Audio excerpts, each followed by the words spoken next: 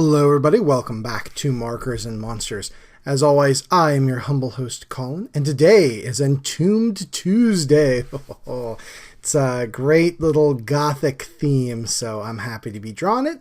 And today we're going to be talking all about immurement. Immurement. I don't know how to pronounce that word, please forgive me, but basically that is a form of capital punishment, punishment for a crime that kills the person, where somebody is not so much buried alive, but more walled up alive, or sealed into a small area and left to starve to death. Being buried alive, you usually die of asphyxiation very quickly, but immurement is more you're just left to either starve or more often not die of thirst, and it's pretty horrific. I mean, being buried alive is such a fear, and especially in the Victorian era, it was such a fear that they made special coffins and burial vaults for people where, if you were buried alive by accident, you could get out. But what a great gothic,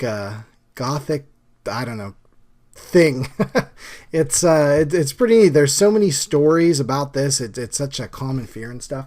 I guess the first and foremost that we got to talk about is Edgar Allan Poe's famous tale, The Cask of Amontillado, in which the murder takes place between two gentlemen, and one lures the other down with the promise of getting him a cask of Amontillado, which is a sherry wine, and instead he seals the guy up alive.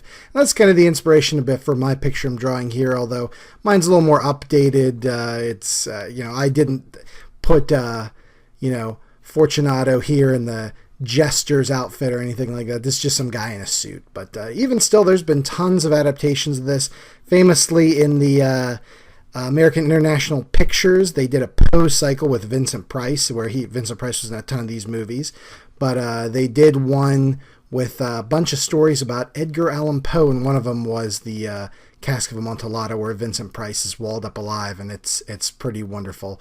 You should definitely check that one out. I'll throw some links in the description down there for you.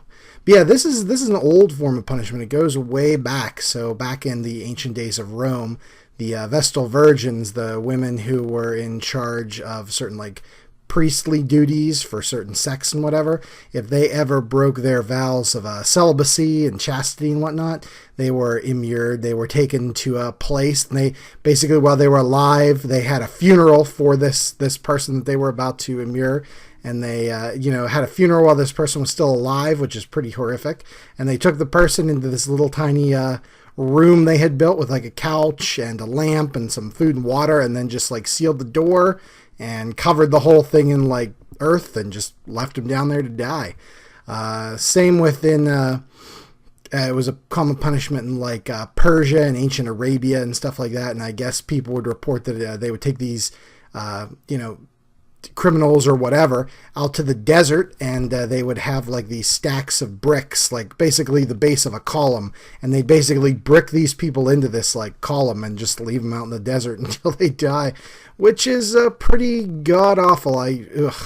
Yeah, if I'm gonna go, I hope I'm mauled to death by wolves, or I don't know, maybe drowned by an octopus. That all sounds better than being buried alive or immured here. So anyway, so this pops up. It's famous historically. Elizabeth Bathory, the famous Blood Countess, as they call her, was a Hungarian woman who believed that if she drained and bathed in the blood of virgins, that she'd retain her youth forever. They made a couple movies about her too. She keeps popping up in fiction as well. But anyway, historically, she was walled up in her castle. Basically, they sealed all the doors and windows, and she could not get out, and they just left her in there, and that's it until she starved to death, or whatever provision she had ran out and had no way to get food and water. So yeah, that was her fate. Pretty horrific. So yeah, as you can see, this guy here, I'm inking it in the face right now, and he looks suitably terrified. And I also he's chained up in there rather than just, standing there and waiting for it to happen. So one of the things I also do in addition to art, just to unwind or relax at the end of the day or whatever, is I build model kits and Aurora models, the guys that in the 60s put out the, like Dracula, Frankenstein, the Wolfman, all the classics.